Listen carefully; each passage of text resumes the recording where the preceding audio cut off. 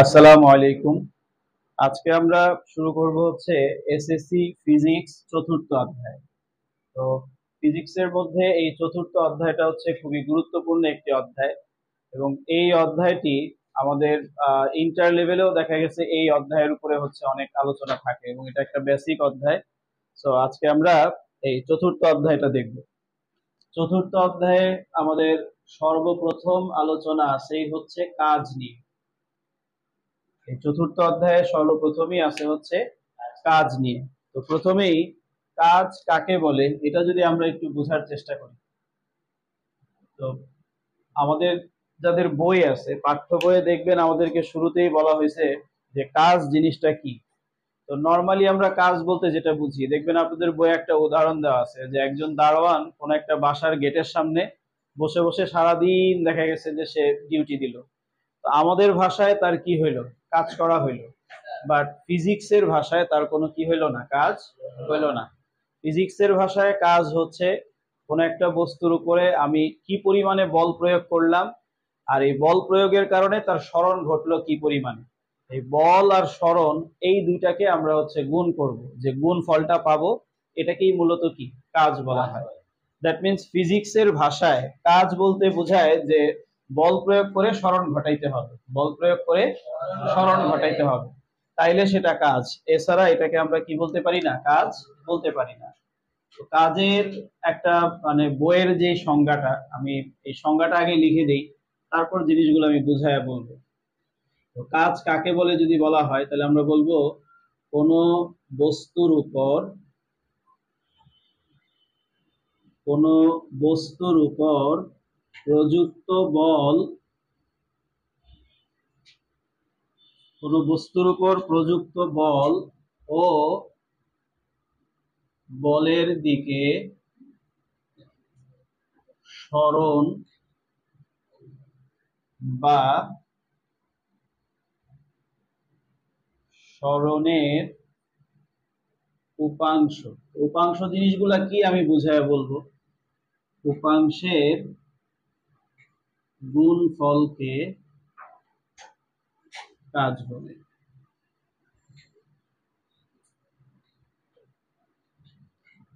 কোন বস্তুর উপর প্রযুক্ত বল ও বলের দিকে সরণ বা সরণের উপাংশের গুণফলকে কাজ বলে। তো এটা হচ্ছে আমার কাজের স্ট্যান্ডার্ড সংজ্ঞা। তো বিষয়টা এখন বোঝার চেষ্টা করি যে এখানে যে সংজ্ঞাটা যে দিলাম এই জিনিসটা আসলে কি। ধরেন এইখানে আমার কোনো একটা বস্তু আছে,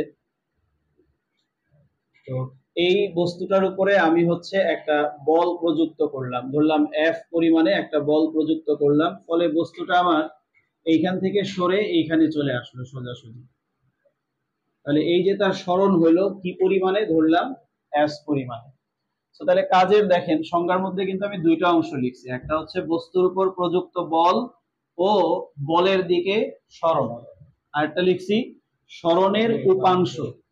তো প্রথমে আগে এই জিনিসটা একটু দেখানোর চেষ্টা করি যে প্রযুক্ত বল আর বলের দিকে সরণের গুণফল এটাকে বলা হয় কাজ। তো তাহলে কাজের ফর্মুলাটা হচ্ছে কাজ মানে হচ্ছে বল ইনটু বলের দিকে সরণ, বলের দিকে সরণ। তাহলে এইখানে বল আমি কি পরিমাণে দিলাম, এফ পরিমাণে, এজন্য আমি এখানে এফ লিখছি।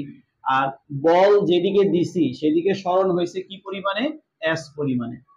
আর এখানে কাজ, কাজের ইংলিশ হচ্ছে ওয়ার্ক, তাহলে এটাকে আমরা ডাব্লিউ দ্বারা প্রকাশ করি।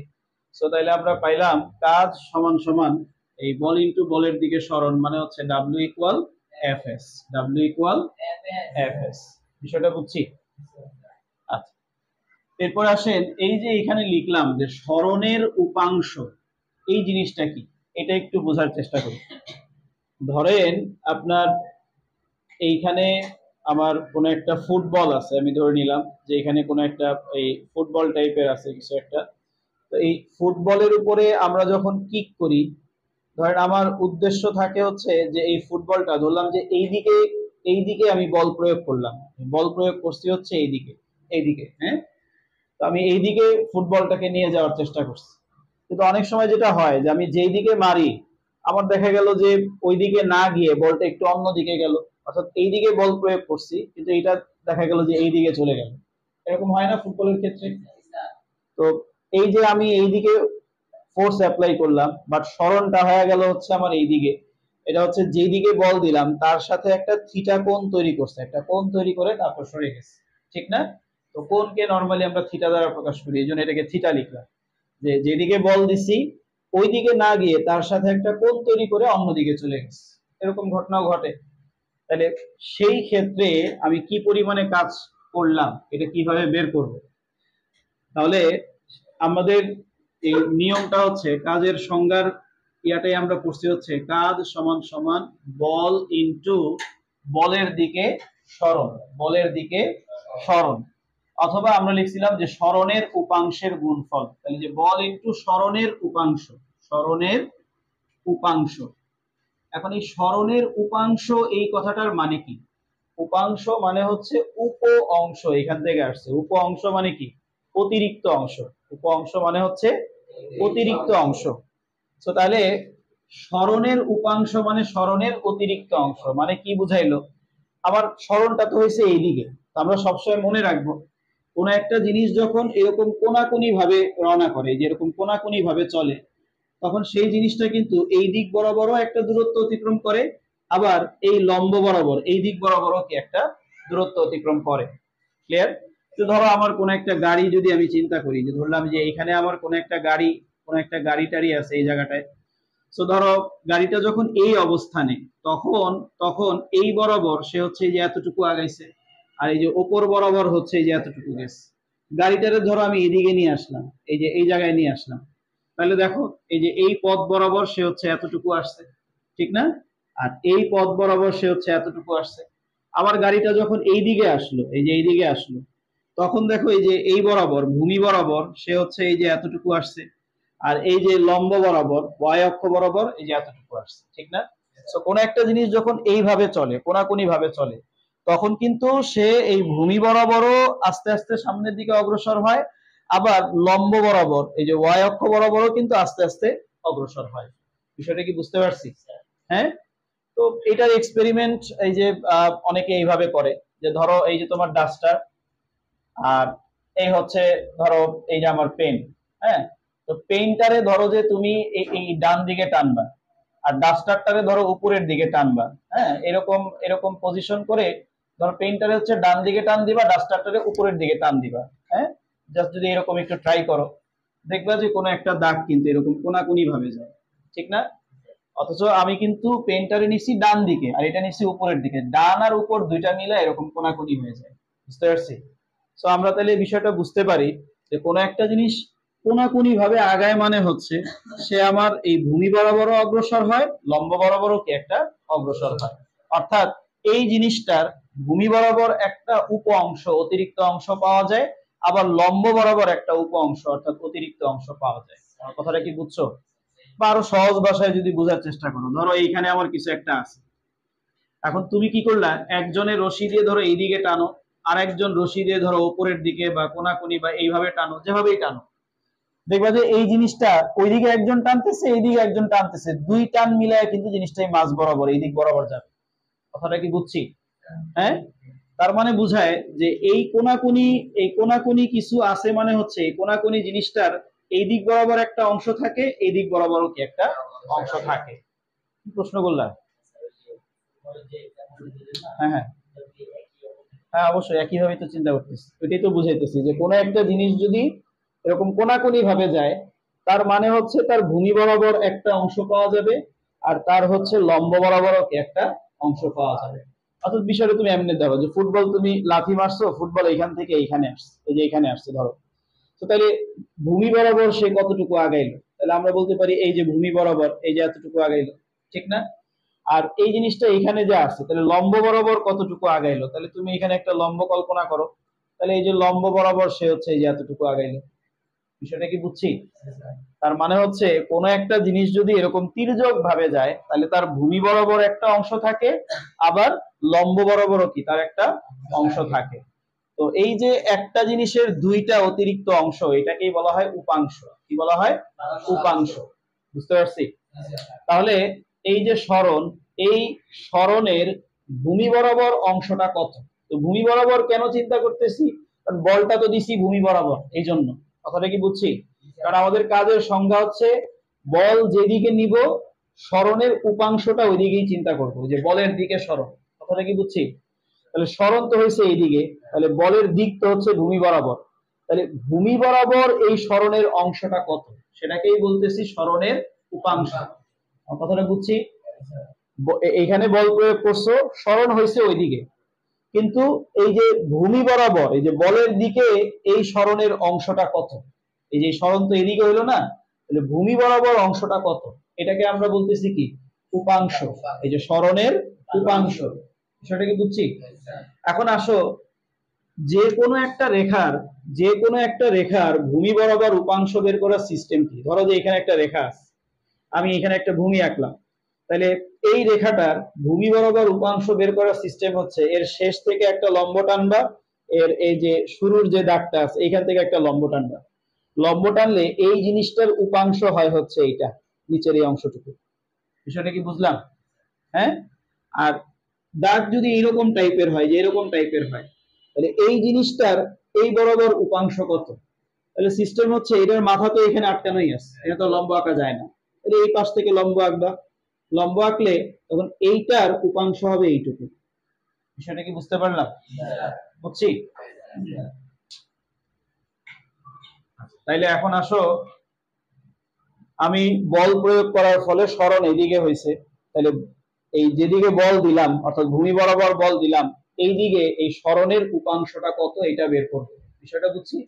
তাহলে আমি কি করছি, এই যে এই দাগটার দেখো, এই যে এই প্রান্ত তো ভূমিতেই আছে, আর এই প্রান্ত থেকে একটা লম্ব আঁকলাম, তাহলে এইটুকু হইলো কি আমার সরণের উপাংশ। এইটুকু কি হলো সরণের উপাংশ। এখন এই সরণের উপাংশের মানটা কত, এটা আমরা একটু বের করবো। কথাটা কি বুঝছি? তো দেখো এটা কি একটা সমকোণী ত্রিভুজ না, আমি যে এখানে লম্ব আঁকলাম, তাহলে অবভিয়াসলি এখানে কোণটা হবে কি 90 ডিগ্রি।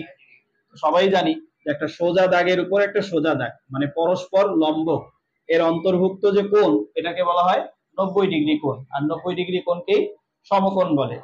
তাহলে অবশ্যই এটা হচ্ছে কি আমার একটা সমকোণী ত্রিভুজ, যে ত্রিভুজে একটা কোণ সমকোণ হয় তারে কি বলে সমকোণী ত্রিভুজ। সমকোণের বিপরীত বাহুটাকে আমরা কি বলি অতিভুজ। তাহলে এই যে এখানে এস সরণটা যে হইলো, এটা মূলত কি আমার অতিভুজ। আর এই যে থিটা কোণের বিপরীত বাহু এটাকে আমরা অলওয়েজ কি বলি লম্ব। ক্লিয়ার? তাহলে অবভিয়াসলি এই থিটা কোণের সাথে এই যে বাহুটা আছে এটা ভূমি হবে। ক্লিয়ার? তাহলে এই যে এটা হচ্ছে কি আমার ভূমি। তাহলে এই যে সরণ তার উপাংশ তো এইটুকু পাইলাম আমরা, ঠিক না? সরণের উপাংশ এটা মূলত আসলে কি একটা ভূমি। কথাটা বুঝছি? এখন আমরা ত্রিকোণমিতিতে এই জিনিসটা পড়ছি কিনা, এই যে ভূমি ভাগ অতিভুজ, ভূমি ভাগ অতিভুজ সমান সমান cos থিটা, পড়ছি না এটা? তো এইখান থেকে তুমি যদি ভূমিটাকে রাখো যে ভূমি, তাহলে অতিভুজ ভাগ আছে এখানে গিয়ে গুণ হবে, তাহলে এই যে cos থিটা আর হচ্ছে যে অতিভুজ এখানে এসে গুণ হইলো। বিষয়টা কি বুঝতে পারছি? এই তার মানে ভূমি মানে হচ্ছে cos থিটা গুণ অতিভুজ, বা তুমি অতিভুজ আগে লেখাও চিন্তা করতে পারো যে অতিভুজ গুণ cos থিটা। তো অনেকে আছে গুণকে এর এর বলে, গুণকে বাংলায় আমরা এর বলি না, তাহলে আমরা ভূমি মানে অতিভুজের cos থিটা এটাও বলতে পারি। ভূমি মানে কি অতিভুজের cos থিটা, অতিভুজ গুণ cos থিটা বা অতিভুজের cos থিটা। কথাটা কি বুঝছি? তাহলে বিষয়টা এই যে সরণের উপাংশ হচ্ছে এটা, ঠিক না? আর এটা হচ্ছে কি ভূমি, আর ভূমি মানে কি অতিভুজ গুণ cos থিটা। বিষয়টা কি বুঝছি যে ভূমি মানে কি অতিভুজ, সংক্ষেপে লিখলাম অতিভুজ গুণ cos থিটা। এখন দেখো এই যে এখানে যে অতিভুজটা যে আছে, অতিভুজটা তো মূলত সরণ s, ঠিক না? তাহলে এই যে অতিভুজের জায়গায় আমি s লিখতে পারি, s আর আছে হচ্ছে গুণ cos থিটা, তাহলে s গুণ cos থিটা মানে কি s cos থিটা লিখতে পারি। বুঝলাম কিনা বিষয়টা? ক্লিয়ারলি বুঝছি? সো তাইলে এখন আসো, এই যে কাজ মানে আমরা কি করছি বল ইনটু সরণের উপাংশ। তাহলে এই যে সরণের উপাংশ এটা ছিল না ভূমি, আর ভূমি মানে হচ্ছে কি এই যে s cos থিটা পাইলাম। সো তাইলে এখন এইখানে যদি তুমি ফর্মুলাটা বসাও, আমার এখানে বল ছিল হচ্ছে f পরিমাণে, আর সরণের উপাংশ এটা আমরা পাইলাম s cos থিটা। তাহলে এই যে s cos থিটা, বাস দুইটাকে এখন একসাথে যদি মিলায়া দাও তাহলে হলো কি fs cos থিটা, আর ওয়ার্ক ডাব্লিউ, কাজকে আমরা কি দ্বারা প্রকাশ করি? ডাব্লিউ দ্বারা। তাহলে পেয়ে গেলাম W equal F S cos theta, W equal F S cos theta. বুঝতে পারছি বিষয়টা? ক্লিয়ার? সেটা উঠাইছো? এখন দেখো, এই যে কাজের সংজ্ঞাটা যে লিখলাম সমীকরণটা যে লিখলাম W equal F S cos theta, এটাই কিন্তু আসলে রিয়েল সূত্র।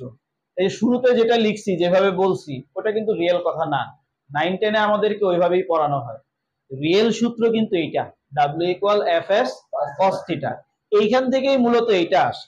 কিভাবে তুমি দেখো, এখানে দেখো আমি বল প্রয়োগ করছি এইদিকে, সরণ হয়েছে কি এইদিকে। তাহলে দেখো বলের দিকটা যেদিকে, সরণের দিকটাও কি সেদিকে। এই যে এদিকেই বল হয়েছে, এদিকেই সরণ হয়েছে। তাহলে দুইটা একই জিনিস, এই যে দুইটা একই দিকে যদি কাজ করে, তাহলে এদের মধ্যবর্তী কি কোনো কোণ তৈরি হয়? দুইটা রেখা যদি একই দিকেই থাকে, তাহলে এদের মধ্যবর্তী কোনো কোণ হয়? তাহলে এদের মধ্যবর্তী কোণের মান কি? 0। তো তাইলে এই যে যেদিকে বল দিলা ওই দিকেই যদি সরণ হয়, তাহলে কাজের কথা যদি চিন্তা করো, যে আমরা জানি W equal F S cos theta, তাই না? তাহলে এখন আসো এফ এস, আর যেদিকে বল দিলা ওই দিকেই সরণ হয়েছে, তো এদের মধ্যে মধ্যবর্তী তো কোনো কোণ নাই, তাহলে থিটার মান তখন হচ্ছে কি হয়? 0। তাহলে এই যে এফ এস কস 0 ডিগ্রির মান কত? 1। তাহলে এখানে আসে কি? F S. বিষয়টা কি বুঝছো? মূল সূত্র কিন্তু এইটা, এইটা কিন্তু মূল না, এইখান থেকে এইটা আসছে। বিষয়টা কি বুঝতে পারছি? তো সংজ্ঞার দুইটা অংশ বোঝানোর জন্য আমি আলাদা আলাদা ভাবে করছি। পারবো? এটা একটু উঠায় নাও ভালো করে।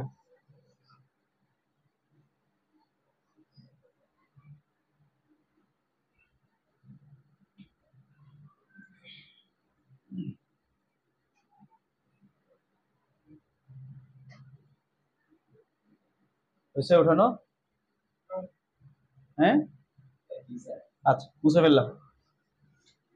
এবার আসো আমরা এই ওয়ার্ক কাজ যেটা, এটার হচ্ছে সূত্রগুলা পাইলাম, সমীকরণগুলা পাইলাম, যে W equal F S cos theta আর হচ্ছে ডাব্লিউ ইকুয়াল এফ এস। আচ্ছা, তো তোমাদের আবার এই আরেকটা সূত্র আসে, সেটা হচ্ছে অভিকর্ষ বল দ্বারা কৃত কাজ। অভিকর্ষ বল দ্বারা কৃত কাজ সৃজনশীল কোশ্চেনে অনেক, যে বিশেষ করে রিসেন্ট কোশ্চেনে দেখা গেছে এটা আসছে আর কি, যে অভিকর্ষ বল দ্বারা কৃত কাজ। অর্থাৎ বিষয়টা হচ্ছে যে ধরো এইখানে আমি ধরলাম যে আমার কোনো একটা বস্তু ছিল এই জায়গাটাতে, তো সেই বস্তুটাকে তুমি কি করছো? বল দিছো ধরো এইদিকে, যে এফ বল ধরো এইদিকে, কিন্তু বস্তুটার কি করলো? বলের দিকে একটা থিটা কোণ করে এইদিকে সরে আসলো। বিষয়টা বুঝতে পারছি? হ্যাঁ, যে ধরো আমার এইখানে কোন একটা বস্তু ছিল, তো বস্তুটার উপরে আমি এই যে এফ বল প্রয়োগ করছি এইদিকে, এফ বল প্রয়োগ করছি কি এইদিকে, কিন্তু সে কি করলো? বলের দিকে একটা থিটা কোণ তৈরি করে সে সরণ ঘটাইলো ওইদিকে। কথাটা বুঝছি? হ্যাঁ, আচ্ছা। এখন তাইলে এইখানে আমরা কিন্তু মূলত দুই ধরনের কাজ পাই। কয় ধরনের কাজ? দুই ধরনের। একটা হচ্ছে এই যে তুমি তুমি যে এটাকে ধাক্কা দিয়ে, মানে ধাক্কাটা যে দিছো তোমার বল, আর তার সরণ হয়েছে ওইদিকে, তাহলে একটা হচ্ছে আমার বল দ্বারা কৃত কাজ, আর একটা আছে সেটা হচ্ছে অভিকর্ষ বল দ্বারা কৃত কাজ। সেটা কেমন আবার? তো আমরা এর আগে এই থিওরিটা পড়ে আসছি যে কোন একটা বস্তুর উপর অভিকর্ষ বল কি পরিমাণে কাজ করে। কোন একটা বস্তুর উপর অভিকর্ষ বল কি পরিমাণে কাজ করে? ওজনের সমান, ঠিক না? আমার যে পরিমাণে ওজন হবে নিচের দিকে, আমাকে ঠিক সেই পরিমাণেই কি দেওয়া হবে? এই অভিকর্ষ বল দেওয়া হবে। বিষয়টা কি বুঝছি? আর অভিকর্ষ বলটা কাজ করে কোন দিকে? নিচের দিকে। তাহলে এই যে বস্তুটা যে আছে, এই বস্তুটার অভিকর্ষ বল কাজ করবে হচ্ছে আমার নিচের দিকে। তো নিচের দিকে আমার কি কাজ করবে বললাম? অভিকর্ষ বল। আর অভিকর্ষ বল কিসের সমান বললাম? ওজনের সমান। কিসের সমান? ওজন। আর ওজন মানে কি? mg, ঠিক না? যে ধরলাম এই বস্তুটার ভর হচ্ছে m, আর তার সাথে অভিকর্ষ ত্বরণ গুণ করলাম, তাহলে mg। সেটা বুঝছি? এখন আমাকে দেখা গেছে অনেক সময় কোশ্চেন করা হয় যে এই এই তোমার বল তো এইদিকে দিছিলা, তোমার বল দ্বারা কৃত কাজ একটু আগেই তো বের করে দেখাইলাম, W equal F S cos theta হয়, ঠিক না? কিন্তু অভিকর্ষ বল দ্বারা কৃত কাজ কত? এখানে বল তো দুইটা আছে, একটা তো হচ্ছে তোমার বল, তুমি এদিকে কাজ করলা, এদিকে বল দিলা, আর একটা হচ্ছে অভিকর্ষ বল দ্বারা কৃত কাজ কত। অভিকর্ষ বল দ্বারা কৃত কাজ কত এটা আমাকে বের করতে বলে। তাহলে এটা আসলে যদি চিন্তা করি যে অভিকর্ষ বল দ্বারা কৃত কাজ, অভিকর্ষ বল দ্বারা কৃত কাজ, তো কাজের সূত্র আমরা মূলত পড়ছি কি, W equal Fs cos theta. আমি তো বলে দিছি এই সূত্রটাই কিন্তু main, W equal Fs cos theta. আচ্ছা, এখন এইখানে এই যে F যে বল, যে এই F বলটা তো হচ্ছে এই তোমার দ্বারা বল, আমার তো উদ্দেশ্য হচ্ছে অভিকর্ষ বল, ঠিক না? তাহলে এখানে অভিকর্ষ বল এই যে mg, এইটা নিব আমরা, এই যে F এর জায়গায় হচ্ছে কি চিন্তা করব, mg। বিষয়টা কি বুঝলাম? হ্যাঁ, আচ্ছা। এরপরে আসো, এই যে এখানে s আছে রাখলাম, এরপরে cos থিটা। তো থিটা বলতে এই যে এখানে যে থিটা বলতে আসলে আমরা বুঝি বল আর সরণের মধ্যবর্তী কোণ। এখানে তো আমি সূত্র হিসেবে থিটা লিখছি, ঠিক না? এই থিটা কিন্তু আবার এই থিটা না, এটার সাথে আমি এটা প্যাচ লাগায়ও না। হ্যাঁ, এইখানে যে মূলত যে থিটাটা আছে, ধরো আমি এটা একটা থিটা প্রাইম দিয়ে রাখলাম বোঝার জন্য, মানে এই থিটা কিন্তু এই থিটা না। ক্লিয়ার? আমরা থিটা চিন্তা করি হচ্ছে বল আর সরণের মধ্যবর্তী কোণ, বল আর সরণের মধ্যবর্তী কোণ। আগেরটা যেটা Fs cos থিটা যেটা প্রুফ করে দিছিলাম, ওইখানে হচ্ছে বল ছিল এইটা, ঠিক না? আর সরণ ছিল এইটা। তাহলে বল আর সরণের মধ্যবর্তী কোণ তখন থিটা ছিল। এখন তো আমি অভিকর্ষ বল চিন্তা করতেছি, ভালো করে শুনতেছি? এখন আমি কি চিন্তা করতেছি? অভিকর্ষ বল। অভিকর্ষ বল তো এইদিকে, আর সরণ হয়েছে কি এইদিকে। তাহলে এদের মধ্যবর্তী কোণ কি এই পুরাটা না? বিষয়টা কি বুঝতে পারছি? তাহলে এই থিটা কিন্তু এই থিটা হওয়া যাবে না। হ্যাঁ, থিটা কোনটা হবে মনে রাখবো, বল আর হচ্ছে সরণ এর মধ্যবর্তী কোণ। এখন বল তুমি কোনটা চিন্তা করতেছো, যদি তোমার বল চিন্তা করো তাহলে বল এটা, সরণ এটা, মধ্যবর্তী কোণ থিটা। আর যদি অভিকর্ষ বল চিন্তা করো তাহলে বল এটা, সরণ ওইটা, ঠিক না? তাহলে মধ্যবর্তী কোণ হচ্ছে এই যে থিটা প্রাইম, এইটা। বুঝতে পারছি? এখন এই থিটা প্রাইমের মানটা আসলে কত তুমি একটু খেয়াল করে দেখো তো। এইটুকু কি 90 হয় না? এইটুকু 90, আর এইটুকু কি থিটা। সো তাইলে আমি এখানে মোট এই দুইটার মধ্যবর্তী কোণ হচ্ছে 90 ডিগ্রি প্লাস থিটা। বুঝলা কি? এই যে এইটুকু 90 আর এই যে থিটা, তাহলে মোট কোণ হলো 90 ডিগ্রি প্লাস থিটা। সেটা বুঝছি? এখন তোমরা হায়ার ম্যাথে তোমাদের এই থিওরিটা আছে, এটা তোমরা জানো কিনা, যে ধরো আমরা এই যে এক্স অক্ষ বরাবর যদি একটা রেখা চিন্তা করি, ওয়াই অক্ষ বরাবর একটা রেখা যদি চিন্তা করি, দুইটা যদি পরস্পর ছেদ করে তাহলে এখানে চারটা ভাগ তৈরি হয়, ঠিক না? তো এই যে এক্স অক্ষ ওয়াই অক্ষ যে বিন্দুতে ছেদ করে এটারে আমরা কি বলি, মূল বিন্দু, ঠিক না? সো মূল বিন্দু থেকে এই যে এক্স অক্ষের ধনাত্মক দিক বরাবর আমরা যদি একটা ঘড়ির কাঁটা চিন্তা করি, তো সেই ঘড়ির কাঁটার বিপরীত দিকে যদি আমরা এটাকে ঘুরাই, ঘড়ির কাঁটা তো এদিকে ঘুরে, এটার বিপরীত দিকে যদি আমরা ঘুরাই, তো ধরো যে এই কাঁটাটা এখান থেকে আমি এদিকে নিয়ে আসলাম, তাহলে এখানে একটা কোণ তৈরি হইলো। আবার এইখানে নিয়ে আসলাম, তো এখানে একটা কোণ তৈরি হইলো। আবার এইখানে আনলাম, একটা কোণ তৈরি হইলো। এইভাবে এইদিকে আনলাম, আরো কোণ তৈরি হইলো। মানে বিভিন্ন দিকে আনলে আস্তে আস্তে কোণগুলা বড় হয়। কথাটা কি বুঝছি? আচ্ছা, এখন মোটামুটি 0 থেকে 90 এর মধ্যে তুমি ত্রিকোণমিতিক অনুপাতগুলা মনে আছে তো, যে sine theta, cos theta, tan theta, cot theta, sec theta, cos theta. হ্যাঁ, তো 0 থেকে 90 ডিগ্রির মধ্যে তুমি যেই ত্রিকোণমিতিক অনুপাতই বসাও না কেন, মানগুলা সবসময় পজিটিভ আসবে। কথাটা বুঝছি?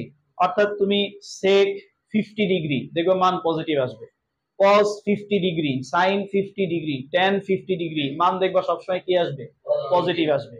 এই জন্য আমরা সবসময় বলি যে এই ঘরটা যে 0 থেকে 90, এই ঘরটা আমরা বলি যে অল পজিটিভের ঘর। কি ঘর? All positive. অর্থাৎ এইখানে ত্রিকোণমিতির যে কোনো অনুপাত বসাইলে সবসময় দেখবা পজিটিভ মান আসবে। এখানে আরো অনেক ব্যাখ্যা আছে, কিন্তু ফিজিক্সে আমি তো আর ম্যাথের, হায়ার ম্যাথের ব্যাখ্যা দিব না। কথাটা বুঝলাম? সংক্ষেপে বোঝানোর জন্য এতটুকু বলে যেতেছি। এরপর দেখো 90 থেকে 180, ঠিক না? এই যে 90, এই যে এই পুরাটা তো 180 ডিগ্রি, সবাই জানো। এইটুকু তো 90 থেকে 180 এর মধ্যে তুমি শুধুমাত্র সাইন আর হচ্ছে কোসেক, সাইন আর কোসেক, এই দুইজনের মান পজিটিভ পাওয়া যাবে। এছাড়া বাকি ত্রিকোণমিতিক অনুপাতগুলা দেখা গেছে আমার এই নেগেটিভ আসবে। তো ধরো তুমি যদি বলো যে সাইন 120 ডিগ্রি কিংবা কোসেক 120 ডিগ্রি, দেখবা যে মানটা আমার কি আসবে, মাইনাস মান আসবে। কথাটা বুঝছি? কিন্তু সেই জায়গায় যদি আমি ট্যান 120 ডিগ্রি, কট 120 ডিগ্রি তুমি ক্যালকুলেটরে চাইবা দেখো, দেখবে যে মাইনাস মান আসবে। বুঝতে পারছি? তার মানে এই দ্বিতীয় যে চতুর্ভাগ, এখানে চারটা ভাগ তৈরি হয় না, তাহলে দ্বিতীয় যে চতুর্ভাগ এখানে হচ্ছে শুধু সাইন আর কোসেক এই দুইজন পজিটিভ থাকে। এই দুইজন কি থাকবে? পজিটিভ, আর বাকি সবাই নেগেটিভ। আর এই যে ঘরটা যে আছে, এই ঘরে হচ্ছে আমার ট্যান আর হচ্ছে কট, ট্যান আর কট এই দুইজন হচ্ছে পজিটিভ থাকে। ক্লিয়ার? আর এই ঘরটা হচ্ছে আমার কজ আর সেক, এই দুইজন পজিটিভ থাকে। সেটা কি বুঝলাম? হ্যাঁ। আর বাকি সবাই নেগেটিভ থাকে। এই বিষয়গুলো ক্লিয়ার? সো তাইলে এই জিনিসটা যদি আমরা এখন এইখানে একটু অ্যাপ্লাই করি, দেখো তো mg cos এই থিটা আসলো। এখন একটু চিন্তা করে দেখো এখানে আছে কি 90 degree plus theta, 90 degree plus theta. তো আমরা চতুর্ভাগের এই যে এখান থেকে ঘড়ির কাঁটার বিপরীত দিকে আসলে এতটুকু হয় 90 ডিগ্রি। এরপরে প্লাস থিটা আছে। সবসময় মনে রাখবা থিটা, থিটা এই চিহ্নটা ব্যবহার হয় সূক্ষ্ম কোণের জন্য। হ্যাঁ, নরমালি এইখানে যে কোণটা থাকে এটা হচ্ছে সূক্ষ্ম কোণ। ক্লিয়ার? সূক্ষ্ম কোণ তো কি 90 ডিগ্রি ছোট হয়। সো তাহলে আমার এই যে এইখানে যে তুমি সামনে আগাবা, এটা হচ্ছে 90 ডিগ্রি থেকে কত হবে? ছোট হবে। 90 ডিগ্রি থেকে ছোট হবে। বা আমরা চিত্রেও দেখতে পারি এই যে থিটা কোণটা যে আছে, এটা কি 90 ডিগ্রি না 90 এর ছোট? 90 এর ছোট। সো তাইলে তুমি এই যে 90 ডিগ্রি পর্যন্ত আসলা, এরপর প্লাস থিটা, মানে খুব বেশি তো আর যাবা না, 90 এর ছোট, তার মানে এই ঘরেই হচ্ছে মানটা পাবা। বিষয়টা কি বুঝছি? এই ঘরেই মানটা থাকবে না তাহলে, যে 90 ডিগ্রি প্লাস থিটা। সো এই ঘরটা তো কার ঘর? সাইন আর কোসেকের ঘর। এটা তো কজের ঘর না, তাহলে কস কি হবে? মাইনাস হবে। কস কি হবে? মাইনাস হবে। সো তাইলে এই যে মাইনাসটা এইখানেও দিতে পারো, তো আমি একবারে সামনে দিয়ে রাখলাম মাইনাস এম জি, তারপরে ছিল এস। এখন আসো মাইনাসটা আসলো, এটা বুঝলাম।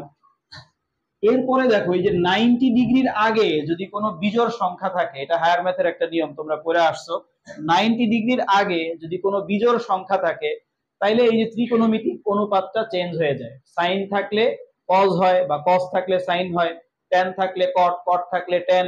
কথাটা বুঝতে পারছি? সেক থাকলে কোসেক, কোসেক থাকলে সেক। বিষয়টা কি বুঝছি? এগুলো হায়ার ম্যাথে পড়ে আসছো তোমরা।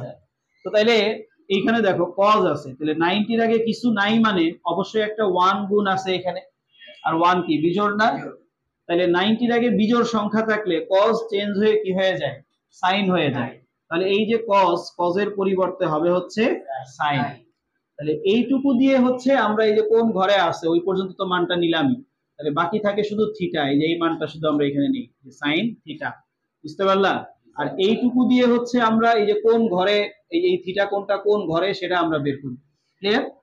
এরপরে অনুপাত চেঞ্জ হবে কি না হবে সেটা আমরা ফাইন্ড আউট করি। এরপরে বাকি থাকে থিটা, তাহলে এই যে এখানে আমরা থিটা লিখে দিলাম। সো ফাইনালি আসলো W equal minus mgs sin theta, mgs sin theta. বুঝলা কিনা এতটুকু? এটা মুছে দিই।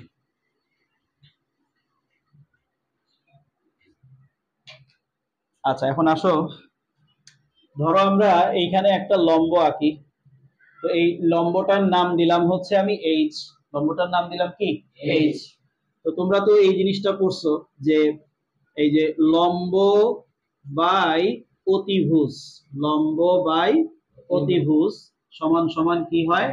সাইন থিটা হয়, ঠিক না? তাহলে সেইখান থেকে আমি ধরো লম্ব এটাকে যদি রাইখা দেই, এই যে লম্ব এটাকে রাখলাম, অতিভুজ ভাগ আছে ওইখানে গিয়ে গুণ হবে।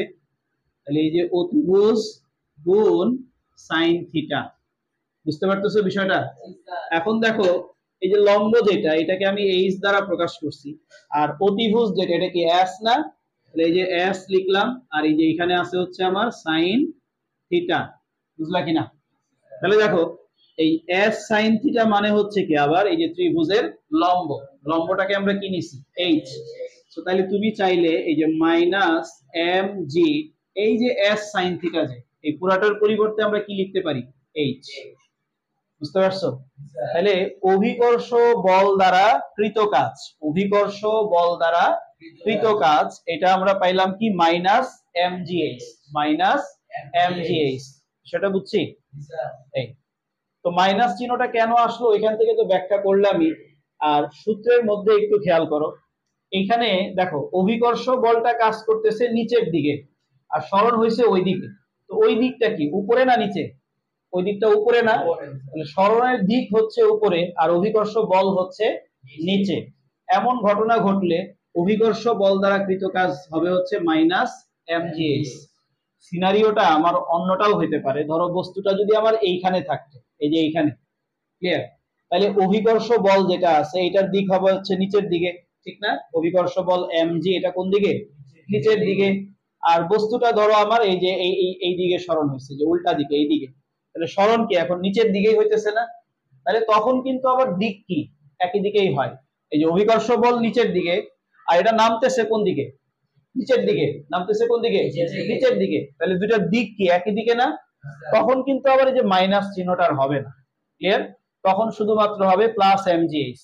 তো এটাও বর্ণনা করতে পারো সহজেই, যে তোমার এই সূত্রের মধ্যে যদি আমি বসাই, যে এই সূত্রেই ধরো যদি জিনিসটা চিন্তা করি, দেখো এই যে w সমান সমান ছিল হচ্ছে কি আমার f s এই যে cos থিটা, ধরো থিটাটা যদি চিন্তা করি, এখন দেখো বিষয়টা, এই যে অভিকর্ষ বল কাজ করে কোন দিকে? নিচের দিকে, ঠিক না? আর বস্তুটা নামতেছে কোন দিকে? এই যে এইদিকে, এইদিকে।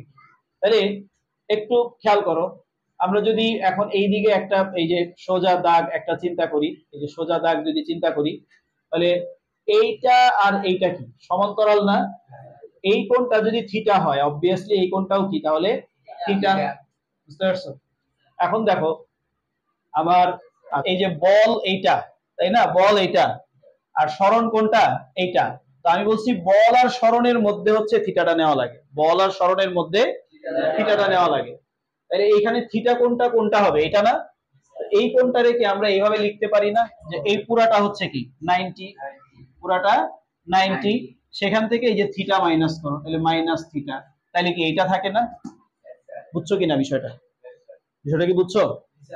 আচ্ছা, তাইলে এখন আসো এই f এই যে s cos 90 degree minus theta, তাহলে যে 90 ডিগ্রি এইটুকু আসলো, তো প্লাস হইলে সামনে আগাই আর মাইনাস হইলে পিছনের দিকে আগাই, যে প্লাস হইলে আরো সামনে আগাইতাম। তো এখানে তো কি আছে? মাইনাস থিটা, তাহলে মাইনাস হলে তুমি পিছনের দিকে আগাবা। কথাটা কি বুঝছি? থিটা পরিমাণে পিছে যাবা। তো থিটা তো 90 কম, তা খুব বেশি তো আর যাবে না, ধরো এখানেই থাকবে। তাহলে চতুর্ভাগটা কি আমার প্রথম চতুর্ভাগ, আর প্রথম চতুর্ভাগে কি সবাই পজিটিভ। কথাটা কি বুঝছি? প্রথম চতুর্ভাগে সবাই পজিটিভ, বুঝলাম? আর তাহলে এইখানে কিন্তু মাইনাস চিহ্নটা আসবে না, আগের মতো মাইনাস চিহ্নটা আসবে? আসবে না। তাহলে যে অভিকর্ষ বল দ্বারা কৃত কাজটা তো ছিল তো তোমার mg, ঠিক না? আর এইখানে তো আছে হচ্ছে s, আর 90 আগে কিছু নাই মানে এই যে বিজোড় সংখ্যা আছে, 90 আগে বিজোড় থাকলে cos চেঞ্জ হয়ে কি হয়ে যায়? সাইন চেঞ্জ হয়ে যায়। আর এই যে এখানে আছে হচ্ছে থিটা, বুঝলা? তাহলে আগের মতো কিন্তু এই যে এখানে মাইনাসটা আসলো না, এখানে মাইনাসটা আসছিল কারণ ওইটা দ্বিতীয় চতুর্ভাগে ঢুকে গেছিল, আর এখানে তো প্রথম চতুর্ভাগেই আছে, এই জন্য এখানে আর মাইনাসটা আসে না। তাহলে হইলো কি mg s sin থিটা, তাহলে mg s sin থিটা মানে কি h, mg h। তো যাই হোক, তোমাদের বোঝানোর জন্য একটু বেশি কথা বলে ফেললাম। একদম সহজ, আমাদের মাথার মধ্যে আমরা সহজে রাখবো, খুব বেশি কিছু না। যে কোনো একটা বস্তু তুমি এইভাবে সূত্রগুলা মনে রাখবা, যে একটা বস্তুর উপর বল প্রয়োগ করছো, বস্তুটার সরণ যদি ওইদিকেই ঘটে, তাহলে কৃত কাজের সূত্র নিব w ইকুয়াল fs, ক্লিয়ার? আর যদি যেদিকে বল দিলা তার সাথে থিটা কোণ তৈরি করে তারপরে হচ্ছে আমার সরণ হইলো, তাইলে আমরা সবসময় নিব w equal fs cos theta. আর যদি অভিকর্ষ বল দ্বারা কৃত কাজ বলে, অভিকর্ষ বল দ্বারা কৃত কাজ বলে, তাহলে সেই ক্ষেত্রে দুইটা সেন্স মাথায় রাখতে হবে, যে আমি আসলে বস্তুটা কি উপরে উঠতেছে না নিচে নামতেছে। বস্তু যদি উপরের দিকে উঠে তাহলে তখন অভিকর্ষ বল দ্বারা কৃত কাজ হবে মাইনাস mgh, আর বস্তু যদি নিচের দিকে নামে তাইলে তখন অভিকর্ষ বল দ্বারা কৃত কাজ হবে প্লাস mgh। বিষয়টা বুঝতে পারছি? সো আজকের এই এই পর্বে এতটুকুই আলোচনা। নেক্সট পর্বে হচ্ছে আমরা এই কাজের হচ্ছে একক, মাত্রা, এগুলো নিয়ে আরেকটু ডিটেলস আলোচনা করব।